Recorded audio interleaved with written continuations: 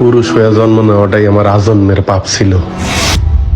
তবে এই দেশে আমার মতো পাপীর সংখ্যা হাজারে হাজারে, লাখে লাখে। এরা সবাই মানব সন্তান হয়ে জন্মাইছে ঠিকই, কেউ পুরুষ হয়ে উঠতে পারে নাই। আর পুরুষ হয়ে না ওঠার যন্ত্রণা যে কত কঠিন, কত ভয়াবহ, প্রতিনিয়ত হারে হারে টের পাই। কারণ পুরুষের সাফল্যের ভাগ সবাই নিল, ব্যর্থতার ভাগ তো কেউ নিতে চায় না। কারণ সবাই মনে করে পুরুষ জন্মগ্রহণ করছে পরিবারের অন্যান্য সদস্যদের চাহিদা মেটানোর জন্য। অনেকে ভুলেই যায় পুরুষ নামক মানুষটার মধ্যেও একটা মন আছে, একটা হৃদয় আছে, হৃৎপিণ্ড নামক একটা বস্তু আছে।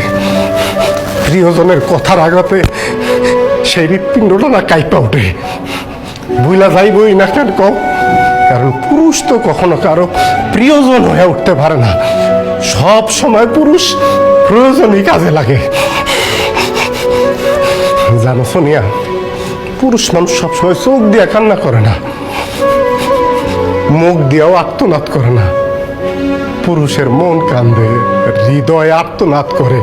পুরুষ আবার সেই আর্তনাদ বুকের মধ্যেই চাপ দিয়ে ধরে রাখে, যাতে প্রিয়জনরা না শুনতে পারে। যদি কষ্ট পায়